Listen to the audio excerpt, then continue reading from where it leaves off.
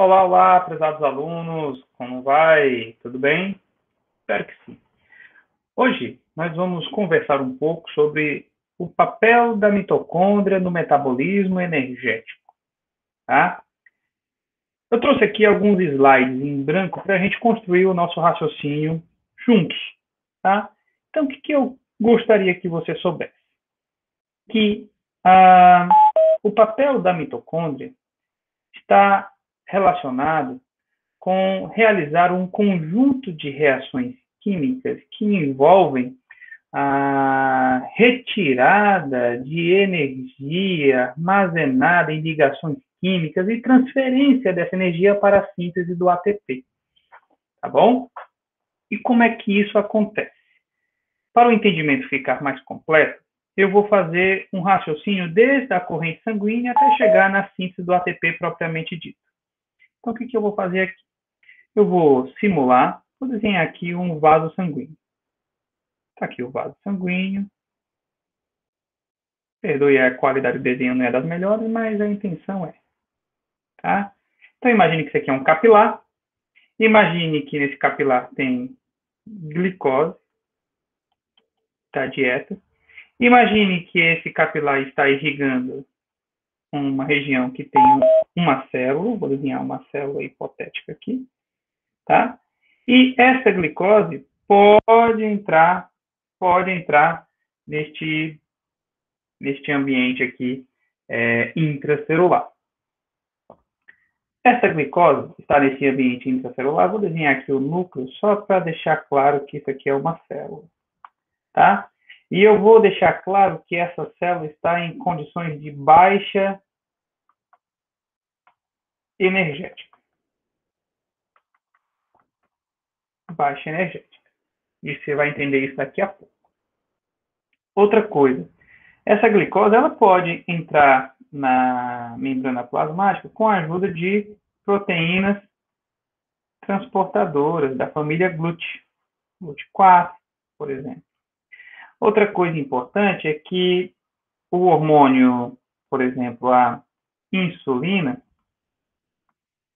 pode ajudar a glicose a entrar na célula, desde que a célula possua o seu receptor.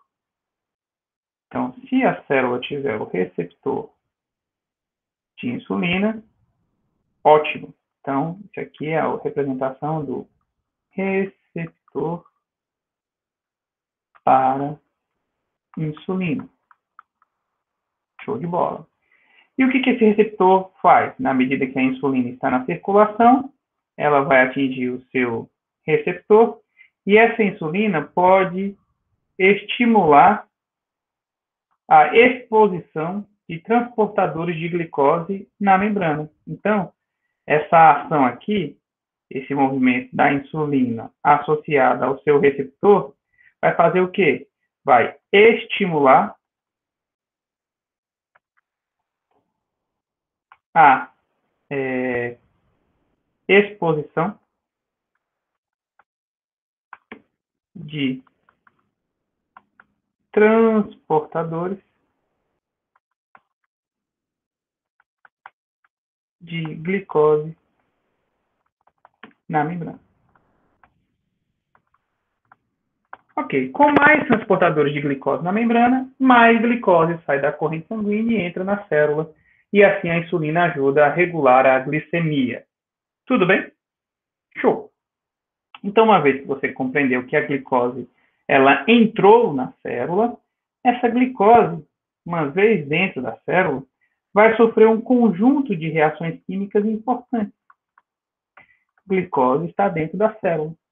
Essa glicose vai sofrer um conjunto de 10 reações químicas, 10 reações químicas que acontecem aqui no citoplasma.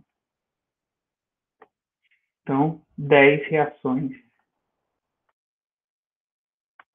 vão ocorrer.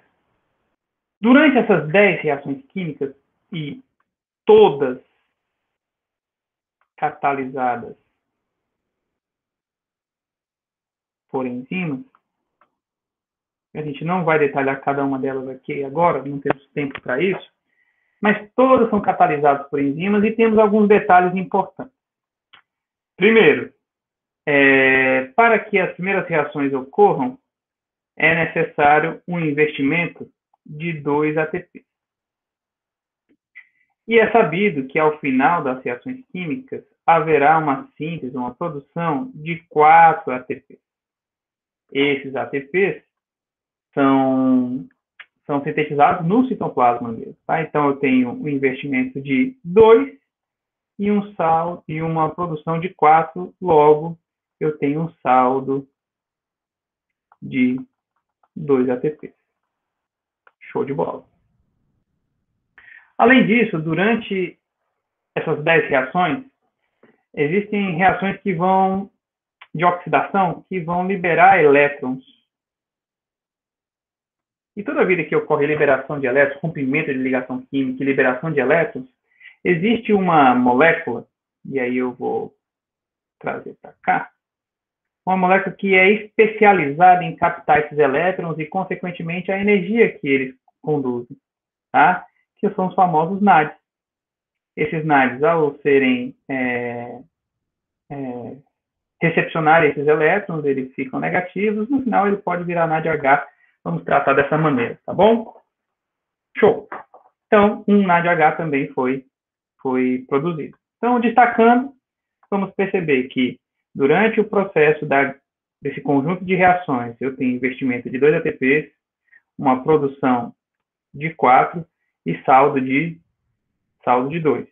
Além disso, durante esse processo de quebra da glicose, né, uso da glicose como fonte de energia, eu vou liberar elétrons que vão ser capturados pelo NAD, formando o NADH. Show de bola. Essa molécula de glicose é praticamente quebrada ao meio, né? Só lembrando, essa molécula de glicose tem 6 carbonos e, ao final, é gerado piruvato. Piruvato que tem, cada um deles, 3 carbonos.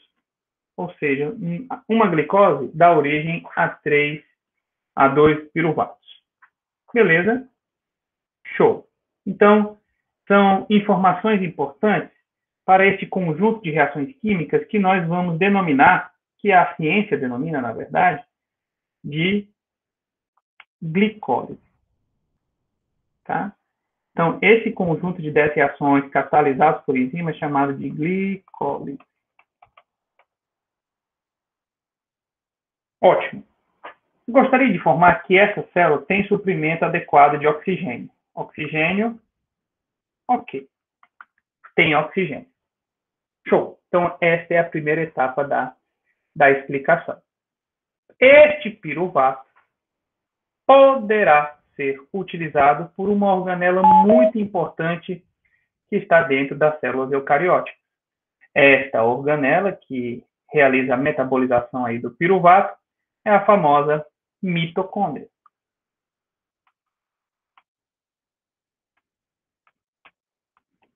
Mitocôndria tem muitas funções importantes. A principal é essa, ajudar na síntese de ATP. Ela está envolvida com armazenamento de cálcio em situações importantes, em células musculares. Ela está envolvida com síntese de hormônios esteroidais. Ela está envolvida com mecanismos de morte celular programada, apoptose, enfim, diversas funções. Mas aqui eu vou desenhar uma mitocôndria gigante e vamos falar da estrutura dela. Então, eu tenho uma mitocôndria aqui, uma membrana externa. Então, membrana externa. Eu tenho uma membrana interna também, e ela tem dobramentos assim.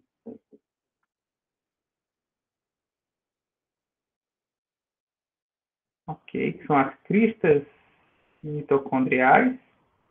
Então,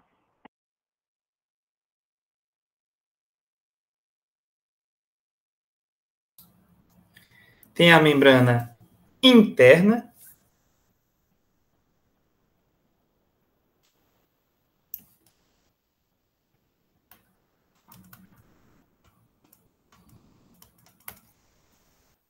E tem esses dobramentozinhos aqui que são chamados de cristas mitocondriais. Além disso, dentro da mitocôndria tem material genético próprio, ou seja, DNA. Esse DNA é ativo, pode gerar moléculas de RNA. Esse RNA, inclusive o RNA ribossômico, portanto, esta organela tem capacidade de síntese proteica, tem capacidade de proliferar diante de alguns estímulos, atividade física, entre outros, tá? E lembre-se que a mitocôndria, ela surge na célula, e a explicação evolutiva para o surgimento da mitocôndria nas células está relatado numa teoria chamada teoria endossimbiótica, que revela que a mitocôndria provavelmente era uma bactéria, um procarionte, e aí nós temos muitas evidências, né? Está aí o material genético similar ao de procariontes, a membrana interna muito parecida a composição química com a membrana de bactérias, a membrana externa muito similar quimicamente com a membrana de eucariontes, comprovando que pode ter havido um englobamento, tá? Então, a teoria endossimbiótica proposta por Lynn Margulis explica um pouco a origem da mitocôndria nas células eucarióticas. Além dessa membrana externa, nós temos essa região que é o espaço intermembranar, que é importantíssimo nas atividades mitocondriais. Então, neste slide, nós conseguimos abordar a mitocôndria na sua estrutura. Então, lembrando que tem DNA, tem ribossomos, né, tem síntese proteica, faz tudo isso. Show! E aí, é importante realçar que a mitocôndria, ela vai receber aquele piruvato que acabamos de falar, tá? Então, vamos falar disso. Vou fazer aqui a membrana externa, que a gente vai padronizar como pretinha. Vamos mostrar aqui a membrana interna, aquela cheia das cristas mitocondriais. Show. E quem é que vai aparecer aqui nessa história? Aquele piruvato. Piruvato entra na mitocôndria, né? Ao entrar na mitocôndria, existe todo um transporte para que isso aconteça. Existe esse transporte via chamado piruvato translocase, que é uma proteína que ajuda no transporte de piruvato para dentro da mitocôndria. Lembre-se que para cada glicose, 2 piruvatos são produzidos. Então, eu vou dar o tratamento aqui a um piruvato e sabemos que esse piruvato, quando está aqui na matriz mitocondrial, que inclusive é uma informação importante para a gente inserir aqui, ó, o líquido que preenche o interior da mitocôndria é a matriz mitocondrial. Show! E aí o piruvato vai ser convertido, né, o piruvato que tem 3 carbonos, vai ser convertido numa molécula de acetil coenzima A. Então, o acetil coenzima A tem 2 carbonos. Então, já sabemos aqui que durante esse processo de conversão, há a liberação de um carbono na forma de dióxido de carbono. Sabemos que este processo aqui tem 5 reações químicas. 5 reações químicas. Essa conversão de piruvato em acetilcoenzima A, né? E esse conjunto, né, de reações químicas são realizadas por 3 enzimas. Tá? É o complexo piruvato desidrogenase. Muito bem. Além do dióxido de carbono, durante este processo, como ocorre rompimento de ligação química, liberação de elétrons, quem é que vai ser produzido aqui? NADH. Lembrando que o NAD, quando ele é sintetizado, é porque houve alguma liberação de elétrons que foi captado pelo NAD e a energia armazenada, a energia liberada pelo elétron foi aí armazenada parcialmente, digamos, pelo NAD. Então, nesta etapa, nós temos alguns destaques. Eu tenho que a conversão de piruvato em acetil tem como produtos dióxido de carbono, NADH e o próprio acetil. Reforço. Cada glicose libera 2 piruvatos. Então, na contabilidade geral, se a gente for fazer aqui, tenho 2 piruvatos, liberando 2 NADs, 2 dióxido de carbono, 2 acetil. Beleza. Este acetil, lembrando que a célula está com baixa energética, precisando produzir ATP, tem oxigênio, ele vai participar de um conjunto de 8 reações químicas.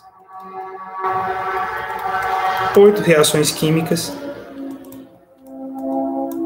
E esse conjunto de 8 reações químicas é chamado de ciclo do ácido cítrico. Ciclo do ácido cítrico, ciclo de Krebs, ciclo dos ácidos tricarboxílicos, né? E aí temos 8 reações químicas importantes, tá? O acetil, ele vai se juntar com o oxalacetato, dando origem ao citrato. Por isso que o nome ácido cítrico é um dos nomes que batiza esse conjunto de reações, tá? Mas o que é importante aqui? O importante é mostrar para vocês que ao longo dessas reações eu vou ter mais 2 descarboxilações, tá? E que ao longo dessas reações eu vou ter produção de NAD, vou ter produção de FAD, que tem a mesma finalidade, digamos assim, de captar elétrons e armazenar a energia desses elétrons na molécula, né, temporariamente. Já a gente vai entender como é que esses elétrons são utilizados depois, tá? E também, durante esse processo, nós percebemos que há a produção de GTP, que é um similar, energeticamente falando, ao ATP. Então, a gente percebe que no ciclo do ácido cítrico, nós temos alguns produtos importantes de serem destacados, né? Dióxido de carbono, carbonos elétrons que são capturados pelo NAD, pelo FAD, aqui, e GTP. Esses são os produtos do ciclo do ácido cítrico.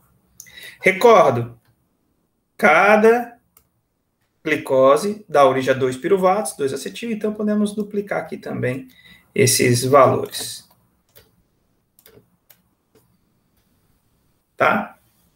Ok. Então, tanto NAD, tanto FAD, para quê? E aí vamos para o próximo slide para a gente explicar o que é feito com esse material. Então, eu vou novamente desenhar aqui uma mitocôndria grande.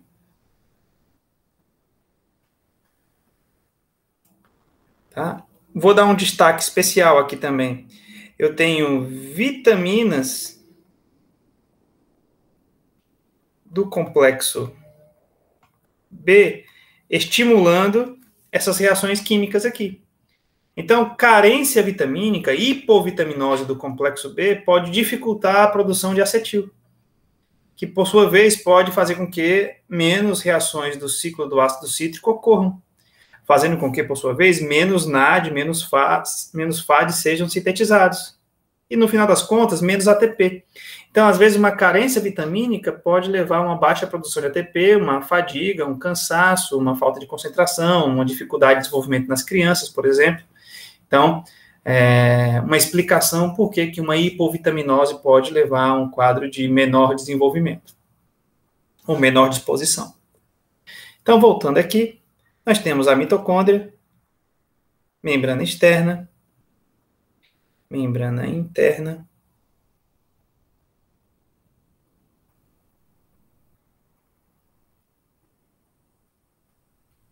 as cristas colocadas aqui direitinho.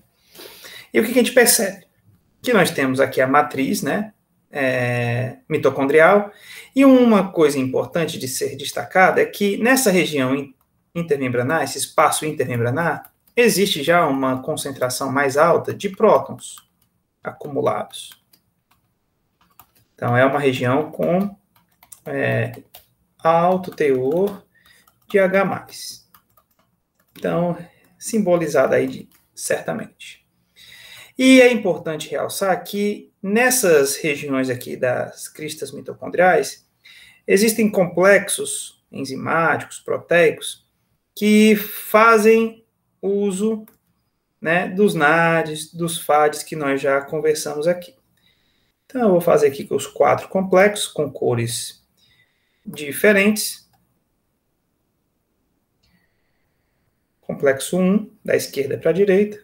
Complexo 2, complexo 3. E o complexo 4.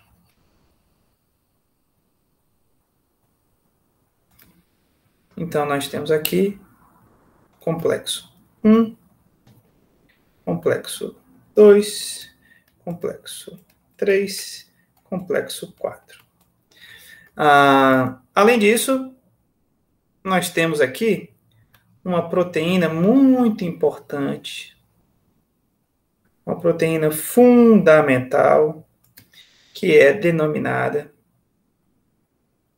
de ATP sintase. Tá? Então vamos lá. Nós percebemos que houve uma produção de NAD durante as vias metabólicas anteriores. Esse NAD, ele vai ser oxidado nessa região aqui, nesse complexo 1, liberando elétrons, consequentemente liberando energia, e essa energia é utilizada para incrementar a concentração de H+ nessa região intermembranar.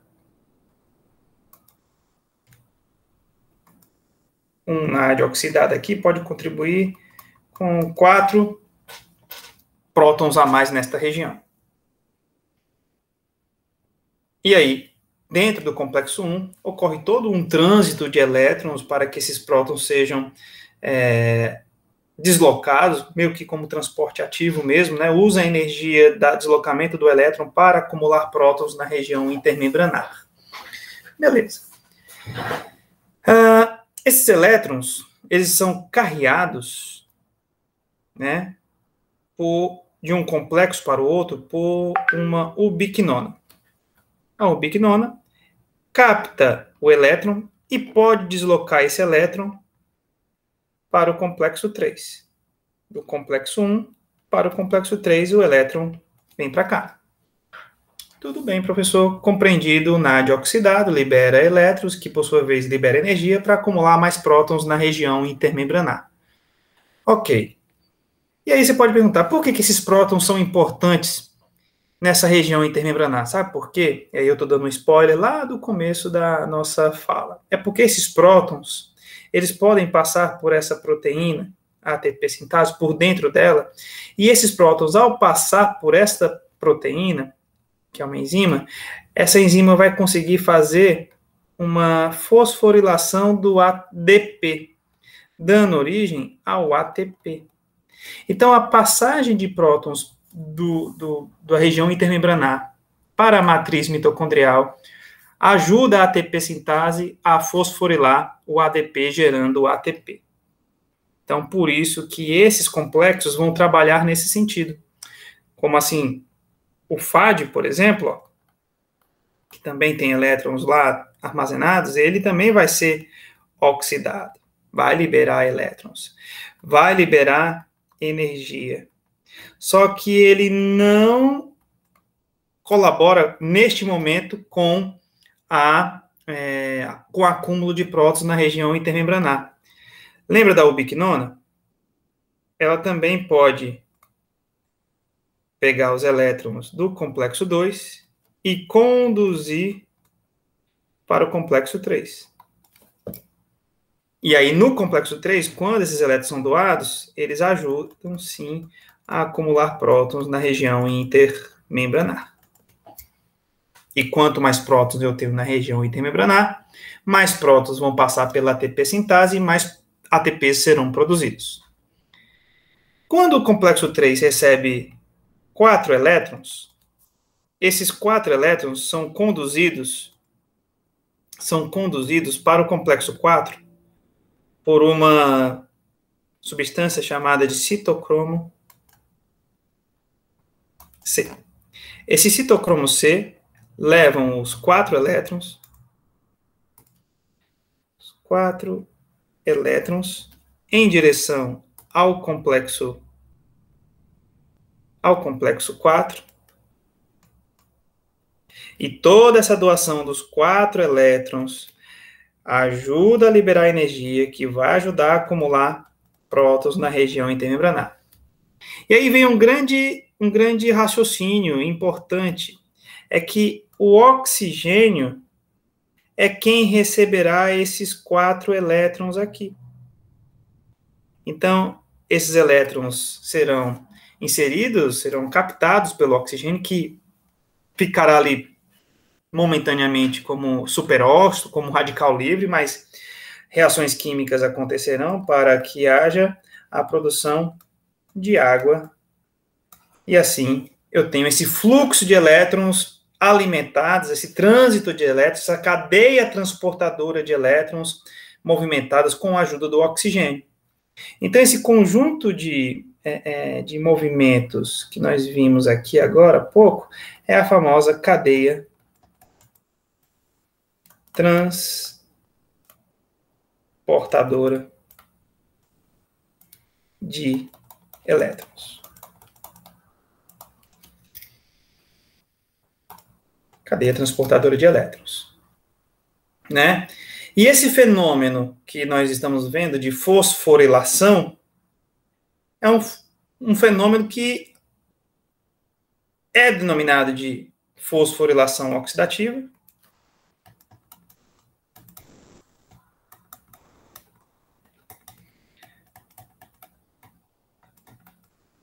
Essa fosforilação oxidativa por quê? Porque para a produção do ATP, que é o fenômeno de fosforilação realizado pela ATP sintase, foi necessária a oxidação do NAD e do FAD.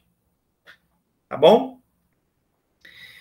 Algumas coisas importantes aqui.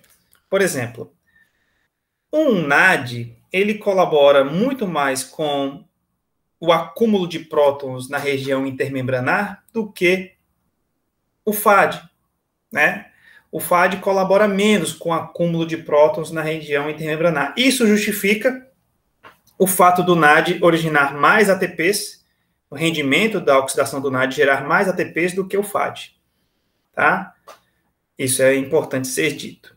Outra coisa que eu gostaria de realçar é que numa situação de carência de oxigênio, esse fluxo de elétrons fica paralisado. Há um congestionamento desses elétrons nessa cadeia. Vai chegar um ponto que o NAD não será oxidado, o FAD não será oxidado, e eles ficarão repletos de elétrons. O ciclo do ácido cítrico, então, terá dificuldade de encontrar NADs e FADs livres para liberar os elétrons das reações que ele realiza. Diante disso, o ciclo do ácido cítrico fica mais lento e haverá um acúmulo de acetil. E este acúmulo de acetil, por sua vez, vai fazer com que haja acúmulo, né, de piruvato. E este piruvato vai ficar acumulado no ambiente citoplasmático, fazendo com que o mecanismo de fermentação, lática no caso, ocorra. Tá? Então, a carência de oxigênio favorece a formação do ácido lático, que é um tipo de respiração denominada anaeróbica. Tá bom? Ok, então é assim que acontece a fosforilação oxidativa. Outra curiosidade que acontece é que, às vezes, em alguns tecidos, como o tecido adiposo marrom, existe uma proteína chamada de termogenina. O que a termogenina faz? Ela permite a passagem de prótons através de sua estrutura, só que ao invés de sintetizar ATP, ela libera calor. O tecido adiposo marrom é um tecido muito presente em recém-nascidos, que quando nascem, né? Eles ainda estão com o processo de regulação da temperatura em amadurecimento, e uma das maneiras dele continuar mantendo o seu calor é produzindo calor através da termogenina nesse tecido adiposo, que aos poucos, ao longo da vida, vai sumindo, tá? Outra questão importante que eu gostaria de destacar é que este acetil aqui, ele pode ser originado a partir do carboidrato, da glicose e tudo mais, mas ele também pode ser originado a partir dos ácidos graxos. E este processo de usar o ácido graxo para gerar acetil e, consequentemente, todas as outras substâncias é chamado de beta-oxidação. Sabe-se também que aminoácidos podem originar acetil, bem como também aminoácidos podem podem virar intermediários do ciclo do ácido cítrico. Moral da história: carboidratos, lipídios e proteínas podem ser utilizados como substratos energéticos em situações especiais, tá? Mas preferencialmente os carboidratos são utilizados. Beleza, pessoal? Então era mais ou menos isso que eu queria conversar com vocês. Um grande abraço e até a próxima. Tchau, tchau.